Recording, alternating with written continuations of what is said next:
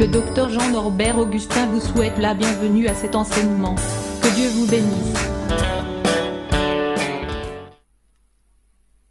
Eh bien, depuis quelque temps, j'ai eu l'occasion, l'opportunité d'apporter un enseignement très profond sur l'épître de Paul aux Galates dans certaines églises, naturellement à l'invitation de leur pasteur. Eh bien donc, je voudrais maintenant enregistrer ces messages de manière à ce que ces enseignements puissent aller très loin et ainsi bénéficier à un maximum de personnes. L'épître de Galates est l'une des épîtres les plus importantes, les plus intéressantes et surtout les plus édifiantes qu'il y ait dans la parole du Seigneur, dans le Nouveau Testament. Alors, donc, comme vous savez, chaque épître, normalement, doit comporter un thème majeur, un thème principal.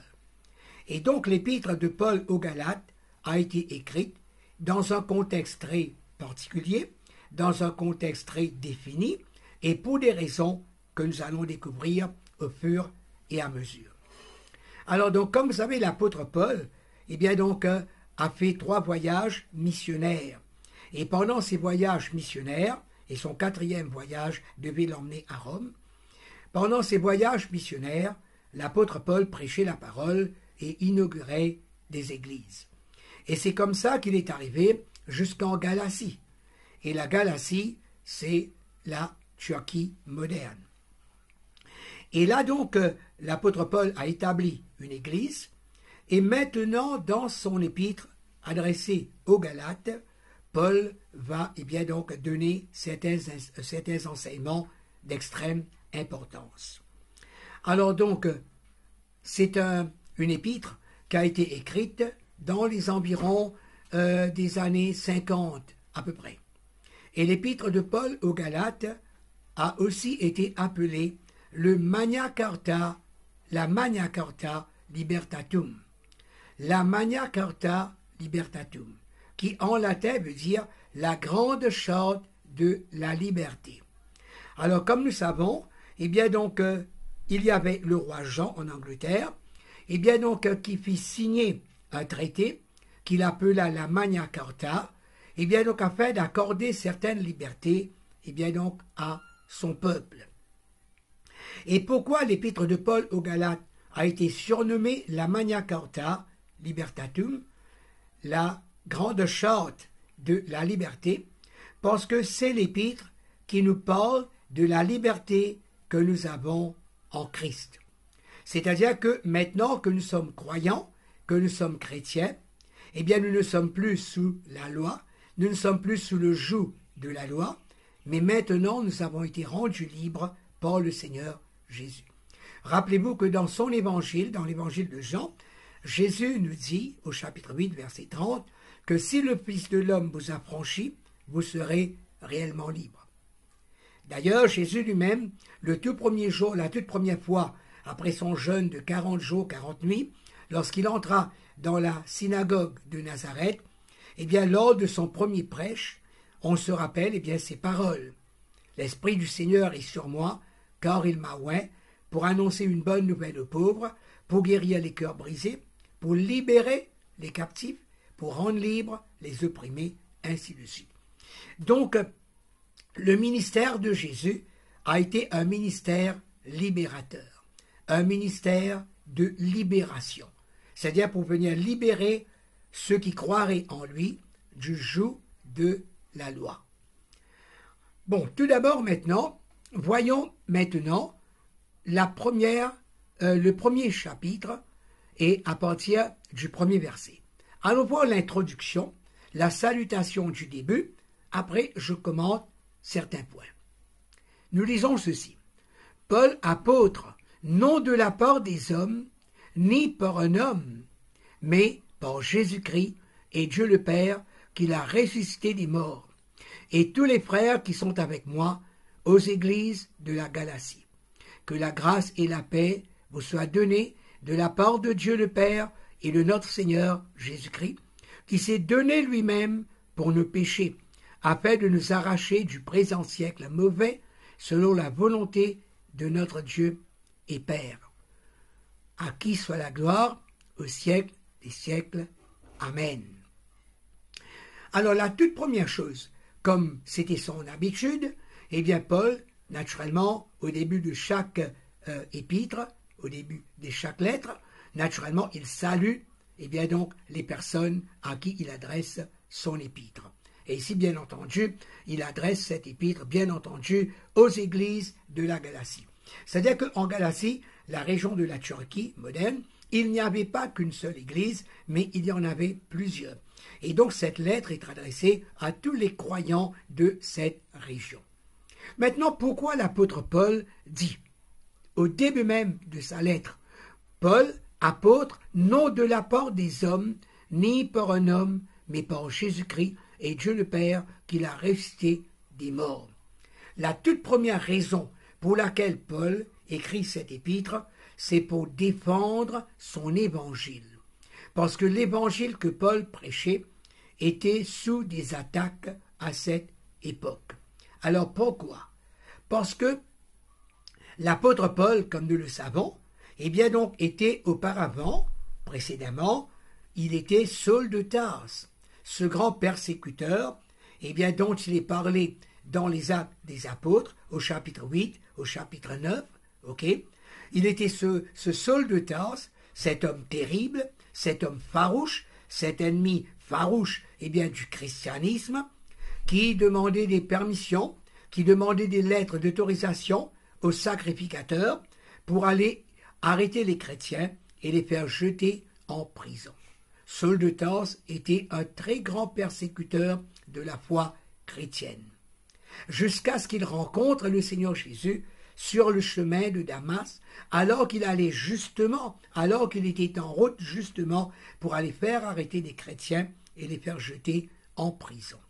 Alors pourquoi est-ce que l'apôtre Paul, et suite à ça nous savons que Paul, eh bien suite à cette rencontre avec le Seigneur sur le chemin de Damas, eh bien donc nous savons que le Saul de Tarse va se convertir miraculeusement et va devenir le grand apôtre Paul, eh bien le grand défenseur de la foi chrétienne. Et c'est lui d'ailleurs qui allait écrire eh bien donc la plus grande partie du Nouveau Testament. La plupart des épîtres du Nouveau Testament lui sont attribués, portent sa signature. Alors donc pourquoi ce reproche, pourquoi ces attaques contre l'apôtre Paul? C'est parce qu'il n'avait pas fait partie du premier groupe de 12.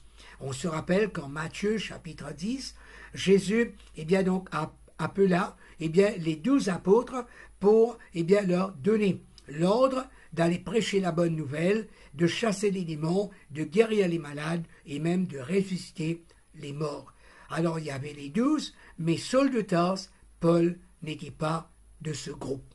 Alors Paul fut converti bien longtemps après, quelques années après, et c'est pour cela qu'un reproche, d'après un reproche, on lui disait, eh bien que toi, Paul, tu n'as pas fait partie des premiers 12 qui furent appelés par le Seigneur Jésus, et donc ton apostolat, ton ministère n'est pas de Jésus, n'est pas de Dieu. C'est-à-dire que tu n'as pas été appelé par Dieu ou par Jésus, mais tu t'es autoproclamé apôtre en quelque sorte. Tu t'es déclaré apôtre par toi-même. Tu as reçu eh bien, ton apostolat de la part des hommes. Et c'est pour ça que Paul défend farouchement eh bien, son ministère, son apostolat. D'accord? En précisant qu'il a reçu son ministère, non pas de la part des hommes, mais bien de la part de Dieu et de la part du Seigneur Jésus. D'accord? Et ensuite, bien entendu, il adresse ses salutations comme à l'accoutumée. Alors donc, la première chose, la première idée qu'il y a dedans, c'est la défense du ministère de Paul. C'est la première raison d'être de cette épître. Je passe directement donc au verset 6. « Je m'étonne, dit Paul, que vous détourniez si promptement de celui qui vous a appelé par la grâce de Christ pour passer à un autre évangile. » Et ici nous voyons dans cet épître, Paul adopte un ton de colère, de juste colère. Il adopte un ton d'irritation, de frustration. Et tout de suite, après la salutation du début, nous voyons comment il s'en prend aux Galates. Vous voyez? Alors, il dit, je m'étonne que vous vous détourniez si promptement, si vite que ça, de celui qui vous a appelé par la grâce de Christ pour passer à un autre évangile. Le mot clé dedans, c'est le mot grâce. C'est-à-dire que la grâce, comme nous savons, c'est un cadeau immérité, c'est un pardon que personne ne mérite, qu'on ne peut acheter, qu'on ne peut acquérir, qu'on ne peut obtenir par nos propres moyens. C'est un cadeau que le Seigneur Dieu nous donne. C'est-à-dire que, et en vertu duquel cadeau, il nous pardonne nos péchés gratuitement, sur la base de l'œuvre de rédemption que le Seigneur Jésus a accomplie pour nous en notre faveur à la croix du Calvaire. Alors Paul, ici maintenant, s'en prend aux Galates parce que ils ont reçu l'évangile de grâce. Paul, voyez-vous, est venu et leur a donné l'évangile de salut par grâce. C'est-à-dire que nous ne sommes pas sauvés par nos œuvres, par les œuvres de la chair, mais que nous sommes sauvés uniquement par grâce lorsque nous venons au Seigneur Jésus, lorsque nous nous repentons de nos péchés et lorsque nous accueillons Jésus dans notre vie, dans notre cœur, comme notre Sauveur et notre Seigneur personnel. Alors, que s'est-il passé? Eh bien donc, tout de suite après que Paul eut prêché l'évangile de grâce, certains, les Galates, dans la majeure partie, ils ont accepté, ils se sont repentis, ils ont été baptisés et ils sont devenus chrétiens. Mais par la suite, il y a eu certaines personnes que Paul va dénoncer ouvertement, eh bien des personnes qu'on appelle des judaïsants. Ça veut dire qu'il y a deux personnes qui étaient encore dans le judaïsme, dans l'ancienne religion, et bien donc qui sont passés par là, après le passage de Paul, pour venir semer, livrer le mauvais grain, et bien donc dans le champ, et bien donc de l'évangile. C'est-à-dire, ils sont venus dire aux Galates qui s'étaient convertis, pour être sauvés, il ne suffit pas que vous acceptiez l'évangile que Paul prêche. Il ne suffit pas que vous acceptiez le salut par grâce. Mais vous devez, additionnellement, vous devez aussi, eh bien donc, pratiquer la circoncision. Pratiquer la circoncision. Or, nous savons que la circoncision fait partie de la loi ancienne, du judaïsme. Et tout juif, à l'époque, devait se faire circoncire. Même le Seigneur Jésus a dû se faire circoncire, et bien donc parce qu'il était né sous la loi, pour accomplir la loi, justement. Et voilà que maintenant, suite à ça, voilà que maintenant, les Galates sont tombés dans l'erreur, dans une grossière erreur doctrinale. Après avoir reçu l'évangile de grâce, les voilà maintenant qui se sont laissés berner par ces judaïsants et ils sont allés pratiquer la circoncision. Alors donc, le mal maintenant que cela a entraîné, a occasionné, c'est qu'ils ont mélangé la grâce et la loi.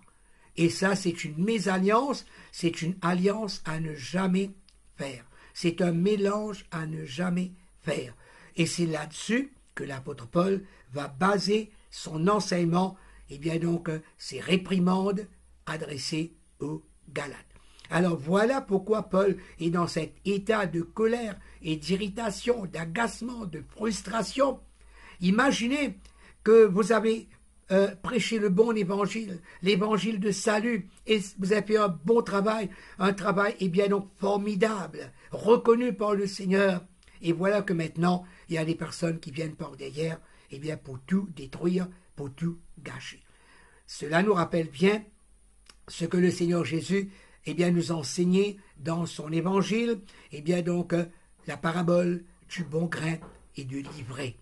Ainsi donc Paul avait prêché le bon grain, il avait semé le bon grain, donc dans le cœur des Galates, mais voilà que les judaïsants sont venus avec leur ivraie, leur mauvais grain, leur mauvais blé qu'ils ont semé dans le cœur de ces gens.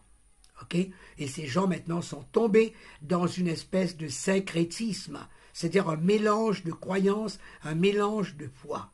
Ils ont mélangé la grâce et la loi. au verset 7, Paul dit, non pas. Oui, alors donc il leur reproche d'être passé promptement, rapidement, à un autre évangile. Mais lorsque Paul parle d'un autre évangile, c'est naturellement sa façon de parler. Après, lui-même, il va rectifier, il va clarifier du moins ce qu'il vient de dire au verset 7. Non qu'il y ait un autre évangile. Non, il y a un seul évangile. Le mot évangile veut dire bonne nouvelle. Il n'y a pas d'autre évangile, il n'y a pas d'autre bonne nouvelle que l'évangile de Jésus-Christ. C'est-à-dire à savoir que nous sommes pécheurs, que nous sommes condamnés à l'enfer, mais que Jésus est venu nous apporter le royaume de Dieu sur la terre, et donc il offre le salut éternel, la vie éternelle à quiconque se repent de ses péchés et l'accepte comme son sauveur et son Seigneur personnel. Alors comme Paul rectifie, ce n'est pas qu'il y ait un autre évangile, un second évangile. Non, il y a un seul et unique évangile. Mais sa manière de s'exprimer, comme il va dire, mais il y a des gens qui vous troublent. Alors voyez, alors ces gens qui troublent les Galates, ce sont justement les judaïsants, et qui veulent renverser l'évangile de Christ. Ainsi, voyez, ces gens qui sont venus semer le trouble, semer le désordre, et bien semer le chaos dans le cœur de ces Galates, ce sont des gens qui veulent absolument nuire à l'évangile de Christ, qui veulent détruire l'évangile de Christ, détruire l'œuvre que Paul a accomplie au milieu d'eux. Et naturellement, ces judaïsants sont des suppôts de Satan, ce sont des émissaires du diable, ils ont été envoyés, ce sont des pions postés là par le diable, justement pour ruiner, pour essayer de ruiner, et bien donc le travail de Paul et détruire l'évangile de Christ. Mais rappelons-nous ce que Jésus lui-même disait dans l'évangile de Matthieu au chapitre 16 au verset 18. « Je bâtirai mon église, disait Jésus, et les portes du séjour des morts ne prévaudront point contre elle. » C'est Jésus, la pierre angulaire, qui bâtit l'église. Et sur cette pierre, eh bien donc l'église, avec le Christ comme fondement, eh bien donc l'église sera solide, inébranlable, et l'église sera triomphante. Et l'enfer, le diable et ses suppôts ne pourront jamais détruire l'église. Alors donc, comme Paul le dit, ce n'est pas qu'il y ait un autre évangile, mais je veux dire par là qu'il y a certaines personnes qui sont venues vous troubler dans le but d'essayer de renverser l'évangile de Christ, ce qui sera mission impossible. Paul dit, mais au verset 8, mais quand nous-mêmes, c'est-à-dire même nous, même moi, apôtres, même Barnabas, même Timothée, même Tite, qu'importe, même nous-mêmes, qui prêchons la parole, qui prêchons le plein évangile, quand un ange du ciel, même si un ange du ciel vient et annonce un autre évangile que celui qui vous a été annoncé par nous, qu'il soit anathème. Et Paul dit, si moi-même, Paul, un jour je viens vous annoncer un autre évangile, un évangile différent que celui que je vous ai déjà donné, qu'il soit, que je sois, que nous soyons, que cette personne soit, eh bien, anathème, qu'elle soit considérée maudite. C'est grave ce que Paul est en train de dire. C'est-à-dire il est en train naturellement de bien faire comprendre à ces Galates, eh bien donc qu'il n'est pas question, eh bien donc qu'il y ait un autre évangile, ou bien qu'on passe à un autre évangile. L'évangile est là, l'évangile est simple, l'évangile, eh bien donc, est basé, est fondé, est édifié sur la personne de Jésus-Christ. Et cet évangile annonce, eh bien, un salut uniquement par grâce et non pas par le moyen de nos œuvres. Verset 10, Paul dit, verset 9 plutôt, « Nous l'avons dit précédemment, et je le répète à cette heure, si quelqu'un vous annonce un autre évangile que celui que vous avez reçu, qu'il soit anathème. » Et ici, Paul réitère au verset 9 ce qu'il vient de dire au verset 8, pour bien, eh bien faire entrer cela dans la tête des Galates. Et en même temps, pour nous faire comprendre, à nous les chrétiens, eh bien, du 21e siècle, pour bien nous faire comprendre, eh bien donc qu'il n'y a pas un autre évangile. D'accord? Et combien c'est grave, combien c'est grave quand quelqu'un d'autre, même un ange du ciel, il l'a précisé, même un ange du ciel. Or, nous savons qu'il y a beaucoup de fausses religions qui ont été fondées sur des soi-disant révélations obtenues, reçues de certains anges qui seraient descendus pour leur annoncer ces évangiles. Or, nous savons que ces évangiles du moins, ne sont pas vrais, ne sont pas authentiques. Au verset 10. Et maintenant, dit Paul, est-ce la faveur des hommes que je désire ou celle de Dieu? Est-ce que je cherche à plaire aux hommes? Si je plaisais encore aux hommes, je ne serais pas serviteur de Christ. Voyez, parce que Paul a été blessé par les attaques, par les reproches qu'on lui a fait, à l'effet que son évangile ne vient pas de Christ, ne vient pas de Dieu, mais que cela vient des hommes. Et Paul, naturellement, fait de cette épître aux Galates une affaire personnelle aussi. Vous voyez, parce qu'il a vraiment besoin de se justifier, de montrer que vraiment il n'est pas quelqu'un de faux, mais qu'il est quelqu'un de vrai, quelqu'un d'authentique, quelqu'un de désintéressé. Comme il dit ici, je ne cherche pas la faveur des hommes. Ok, je ne cherche pas à plaire aux hommes, parce que si je plaisais aux hommes, vous savez, il y a comme si certaines personnes qui peuvent prêcher l'évangile simplement par complaisance, simplement pour plaire à X, Y ou Z, voyez. Mais Paul, lui, c'est quelqu'un qui est désintéressé complètement. Paul, par exemple, ne s'est jamais marié. Donc Paul n'a jamais eu une vie familiale, une vie conjugale, une vie de famille, comme l'apôtre Pierre, par exemple. Pierre était marié, parce que dans Matthieu chapitre 8, nous apprenons que la belle-mère de Pierre, était malade de la fièvre, et que Jésus est allé, est allé la guérir. Ok? Et dans 1 Corinthiens au chapitre 9 aussi, Paul dit, pourquoi est-ce que nous, moi et Barnabas, n'avons pas le droit, comme Céphas, de partir en voyage missionnaire et d'emmener une sœur avec nous, qui est notre épouse, qui est notre femme. Paul n'était pas marié, d'accord?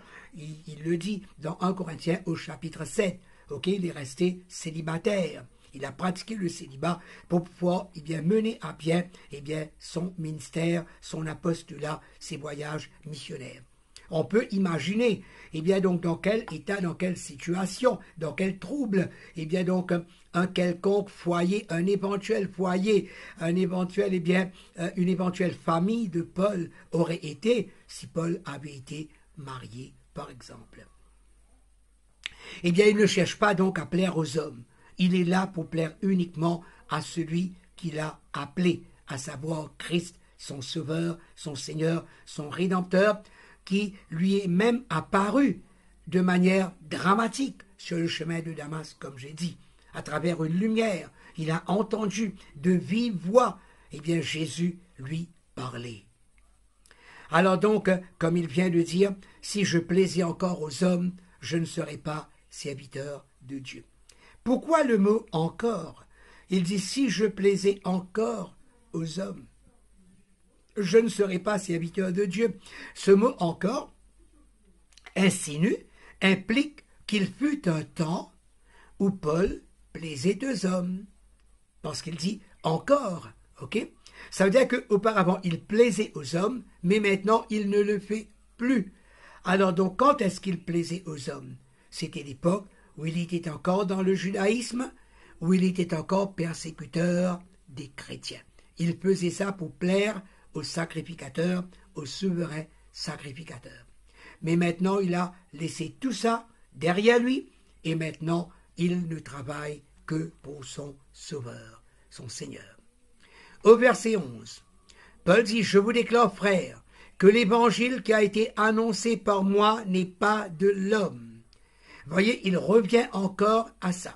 C'est un peu comme leitmotiv que Paul reprend de temps en temps comme un refrain en quelque sorte, pour bien inculquer cela aux Galates, pour bien leur faire entrer cela dans la tête, et en même temps pour montrer la blessure profonde que leurs reproches lui ont fait. Je vous déclare, je vous répète, frères, que l'évangile que j'annonce, l'évangile que j'ai reçu, n'est pas de moi, n'est pas de l'homme. Quand je ne l'ai pas reçu, au verset 12, quand je ne l'ai reçu, quand je ne l'ai ni reçu, ni appris d'un homme. Regardez combien de fois il mentionne le mot homme. Parce que son évangile n'est pas d'origine, donc humaine. Je ne l'ai reçu ni appris d'un homme, mais par une révélation de Jésus-Christ. Alors, on se rappelle que sur le chemin de Damas, Paul, Saul de Tarse du moins, allait persécuter les chrétiens. Mais là, maintenant, il se passe quelque chose de très dramatique. Donc, une voix lui parle en lui disant « Saul, Saul, pourquoi me persécutes-tu » Il tombe de son cheval, il dit « Qui es-tu, Seigneur ?» Et la voix lui répond « Je suis Jésus que tu persécutes. » Pourtant, Saul ne persécutait pas Jésus directement. Il persécutait l'Église, il persécutait les chrétiens. Mais regardez ce que Jésus lui dit, « Je suis Jésus que tu persécutes. » Pourquoi? Parce que quand quelqu'un persécute les chrétiens, c'est qui? Les chrétiens, c'est quoi? Les chrétiens, ce sont les enfants de Dieu, c'est le corps de Christ. Et donc, quiconque s'attaque, donc au corps, naturellement, s'attaque indirectement à la tête. Alors donc, ça veut dire que la persécution que Paul menait, que Paul dirigeait, était aussi dirigée vers le Seigneur Jésus. Et là, nous connaissons la suite. Paul, Saul du moins, devient aveugle. On doit le relever de terre. On l'emmène en ville. Et là, il demeure aveugle pendant 3 jours.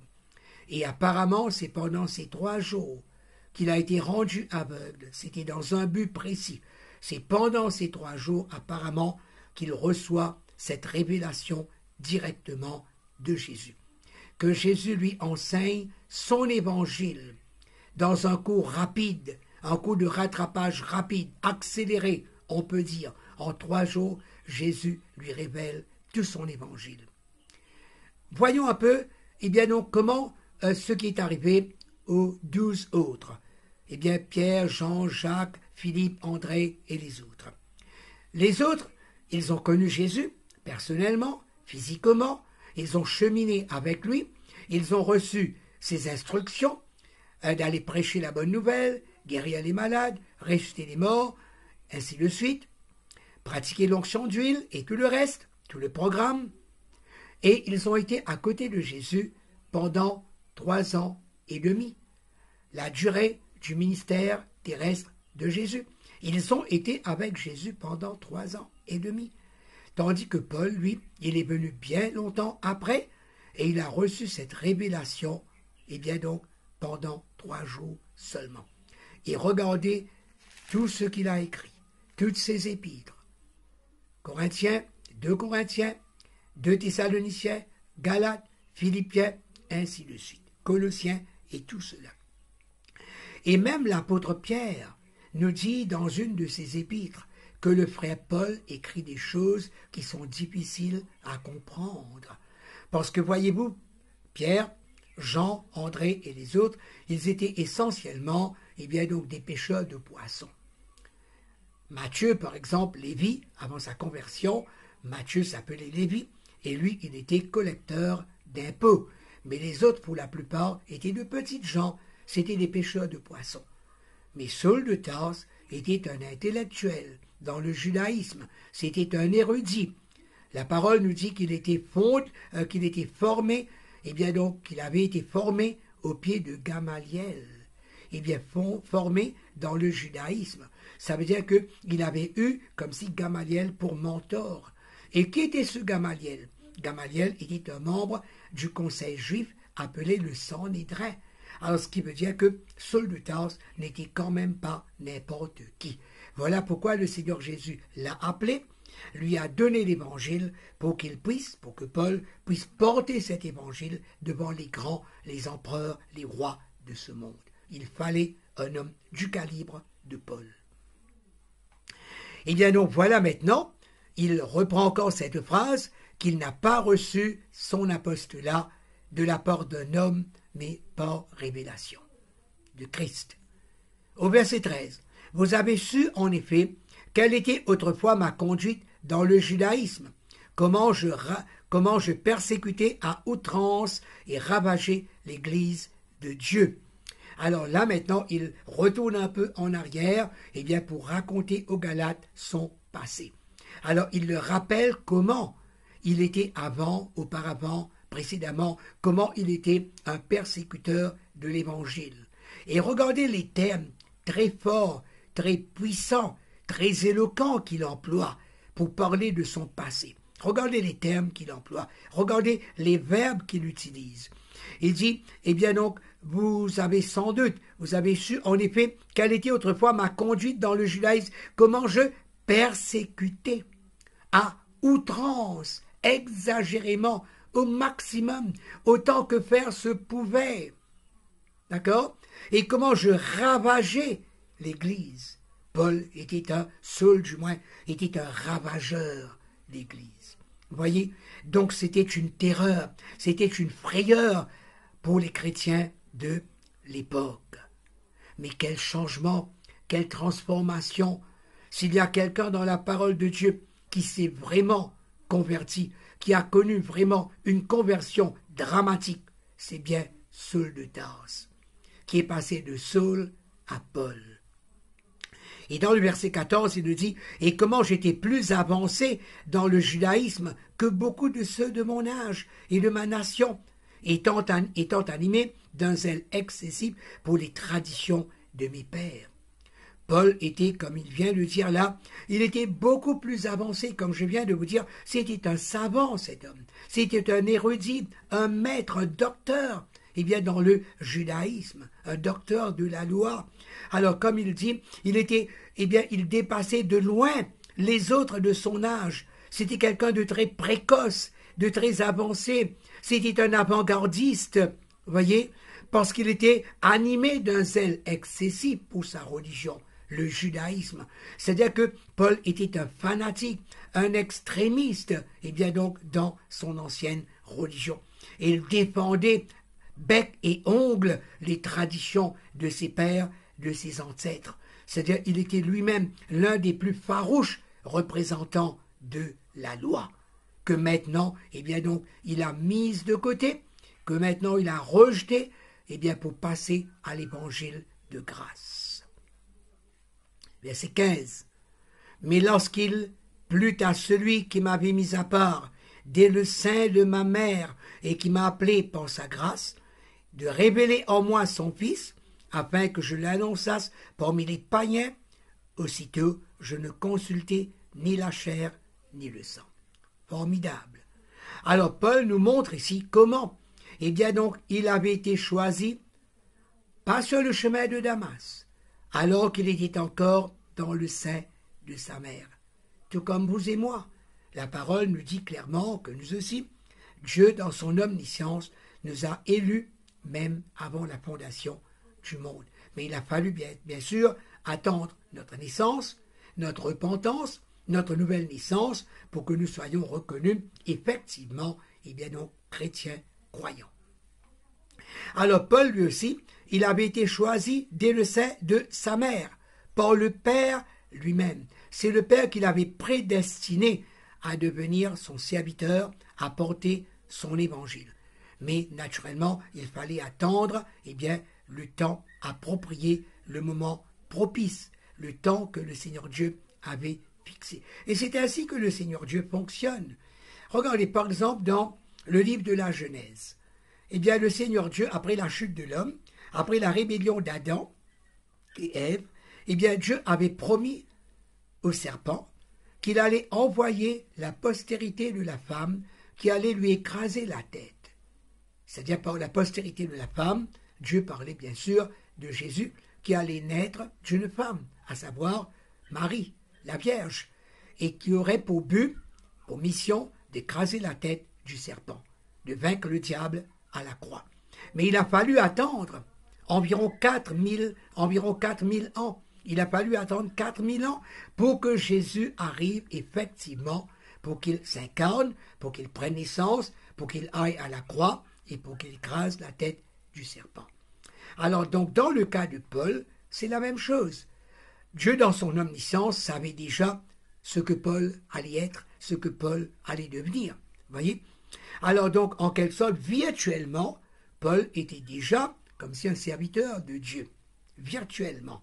Mais maintenant, effectivement, réellement, il devient véritablement serviteur de Dieu, après qu'il ait reçu l'évangile de grâce qui lui a été annoncé, qui lui a été révélé par le Seigneur Jésus lui-même. Alors il dit, aussitôt que le moment est arrivé où j'ai reçu l'appel, alors là, il y a eu un changement de direction. Là, il y a eu une véritable conversion. Et bien là, Paul dit, regardez comment il dit ça. Eh bien donc, je ne consultais pas la chair. Je ne consultais ni la chair, ni le sang. C'est-à-dire que Paul n'a pas hésité, il n'a pas tergiversé, il n'a pas pris du temps, il n'a pas pris un temps de réflexion. On se rappelle que dans l'Évangile, eh bien donc il y a quelqu'un, eh bien donc qui s'approcha de Jésus pour dire Seigneur, eh bien je voudrais te suivre, mais cependant, eh bien donc donne-moi le temps d'aller ensevelir mon père qui est décédé. Et qu'est-ce que Jésus lui répondit? Eh bien donc laisse les morts enterrer les morts, mais toi qui as la conscience de l'éternité, de la vie éternelle, viens et suis-moi. Vous voyez? Alors cet homme avait voulu hésiter, en quelque sorte, vous voyez?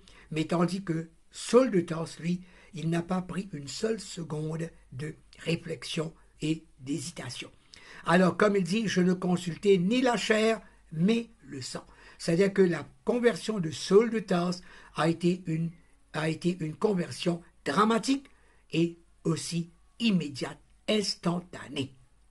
Au verset 17, il nous dit « Et je ne montai point à Jérusalem vers ceux qui furent apôtres avant moi, mais je partis pour l'Arabie, puis je revins encore à Damas. » Eh bien donc, si Paul nous dit que suite à sa conversion, il ne se rendit pas à Jérusalem pour rencontrer les apôtres, c'est-à-dire Pierre, Jean et Jacques surtout.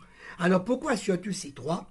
Parce que ces trois, eh bien donc, furent connus plus tard, eh bien donc, après l'ascension de Jésus, dans le livre des Actes des Apôtres, eh bien, et Paul va nous le dire ici, aussi dans Galates, eh bien ces trois furent connus comme les colonnes de l'Église. Voilà pourquoi, dans les évangiles, quand Jésus allait accomplir quelque chose de solennel, par exemple quelque chose de dramatique, un moment fort dans son ministère, par exemple lorsque Jésus entra dans la maison de Jairus pour ressusciter sa fille qui venait de mourir, il emmena avec lui les parents de la fille bien entendu, et puis Pierre, Jean et Jacques. Sur la montagne où Jésus allait être transfiguré, il y avait toujours à côté de lui Pierre, Jean et Jacques. Dans le jardin de Gethsémane, toujours avec lui Pierre, Jean et Jacques. C'était en quelque sorte le cercle rapproché, la garde rapprochée, dans le sens spirituel, de Jésus. Et Jésus, en quelque sorte, était en train de les former, de les préparer en prévision de son départ, de son ascension, pour que ces trois, Pierre, Jean et Jacques, pour que ces trois prennent la relève. Alors donc, Saul de Tarse, devenu maintenant Paul, eh bien donc ne va pas à Jérusalem pour le moment. D'accord? Pour rencontrer les apôtres, Pierre, Jean, Jacques et aucun autre apôtre. Ok? Il y a une raison à cela. Alors, quelle est cette raison? Il dit ça ici pour montrer encore une fois aux Galates qu'il n'est pas parti à Jérusalem de peur que les Galates pensent que ce sont les anciens, Pierre, Jean et Jacques, et bien donc, qui lui ont appris, qui lui ont transmis, qui lui ont révélé l'Évangile. Voilà pourquoi il insiste sur le fait qu'il ne s'est pas rendu immédiatement à Jérusalem. Mais il s'est rendu au contraire en Arabie. Et là, il a commencé tout de suite, naturellement, à prêcher l'Évangile. Alors, au verset 18, il dit 3 ans plus tard, 3 années après sa conversion. C'est là qu'il dit, je montai à Jérusalem pour faire la connaissance de ses passes, et je demeurai 15 jours chez lui. Alors, entre-temps, dans cet intervalle de 3 ans, Paul a déjà commencé à prêcher l'Évangile. Rappelez-vous que quand Paul a recouvré la vue, parce que rappelez-vous, sur le chemin de Damas, il avait été rendu aveugle, et il y avait une raison à cela, pour qu'il ne continue pas dans sa persécution, pour qu'il soit mis sur la touche, pour qu'il aille quelque part dans une maison, afin de jeûner, de se consacrer, de prier, de chercher la face du Seigneur, et c'est pendant cette période de retraite, en quelque sorte, que Jésus allait lui révéler son évangile. Mais tout de suite après, il avait commencé à prêcher l'évangile. Et la Bible, Actes des Apôtres, nous dit que beaucoup de chrétiens se sauvaient par peur de Paul. Mais alors, on dut les calmer, les tranquilliser, en leur disant non. Eh bien, Paul n'est plus Saul de Tarse, le farouche persécuteur. Il est un outil, un instrument que le Seigneur a choisi pour son œuvre. Alors donc, après 3 ans, c'est là que Paul maintenant se rend à Jérusalem. Parce qu'il fallait quand même aller à Jérusalem pour rencontrer les compagnons d'œuvre, pour rencontrer ceux qui étaient là avant lui, pour faire connaissance avec les anciens quand même. Et c'est là qu'il va passer 15 jours chez Pierre. Alors tout ça pour dire que c'était bien après qu'il ait reçu sa révélation. Non pas des hommes, non pas d'un homme, non pas de Pierre, mais de Christ. Au verset 19, il dit « Mais je ne vis aucun des autres apôtres, si ce n'est Jacques, le frère du Seigneur. » Alors Jacques, qui a écrit également l'épître de Jacques, c'était le frère de Jésus. Alors à part Céphas, comme il vient de dire, je ne rencontrai personne d'autre, et bien donc à part Céphas, Pierre, j'ai rencontré également Jacques, le frère de Jésus. Dans ce que je vous ai écrit, voici devant Dieu, je ne mens point.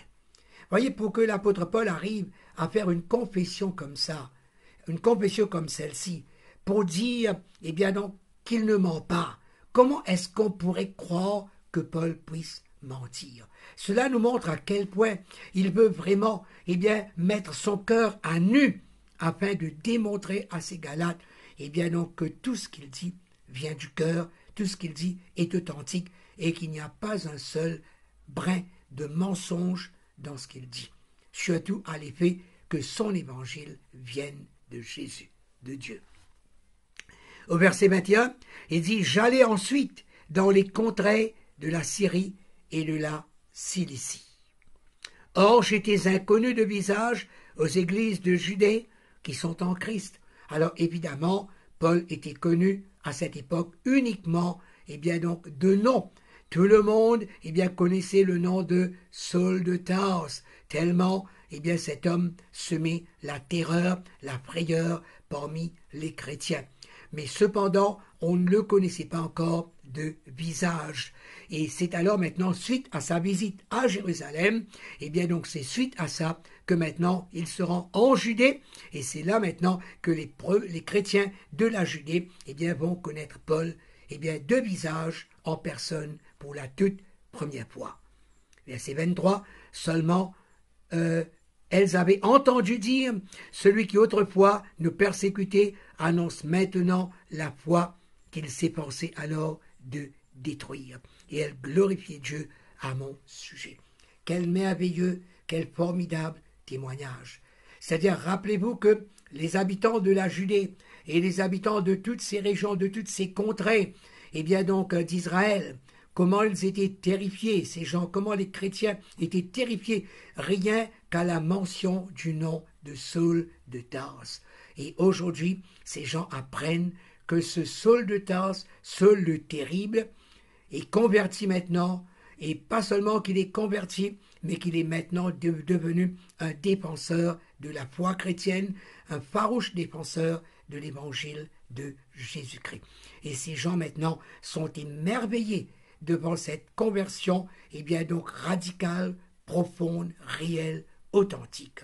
Et ces gens rendent grâce à Dieu pour la conversion de Saul, devenu maintenant Paul, le grand apôtre Paul.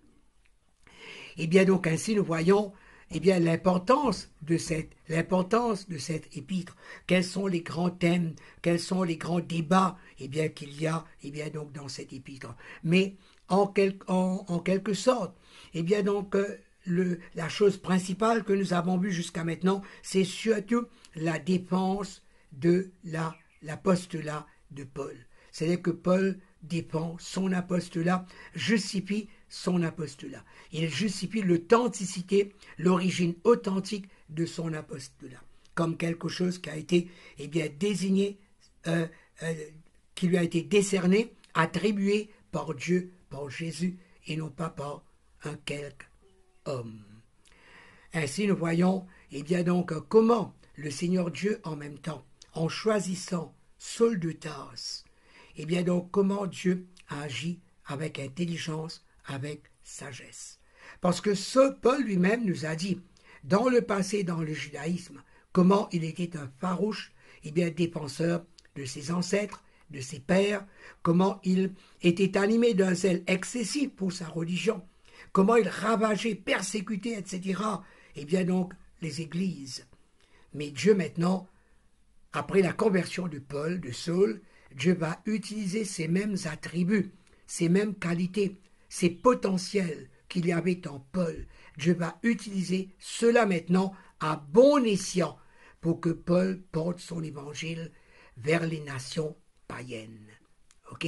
Et à la fin de son ministère, Paul ira même jusqu'à Rome, la capitale de l'ancien monde, pour aller témoigner devant les grands, devant l'empereur, pour porter l'évangile de Jésus-Christ. Et bien donc, cette épître de Galates nous réserve beaucoup d'autres surprises et beaucoup d'autres riches enseignements ensuite.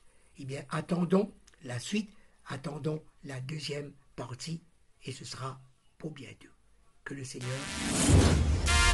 Merci d'avoir suivi cet enseignement sur le chapitre 1er de l'épître de Paul aux Galates. À bientôt pour le chapitre 2.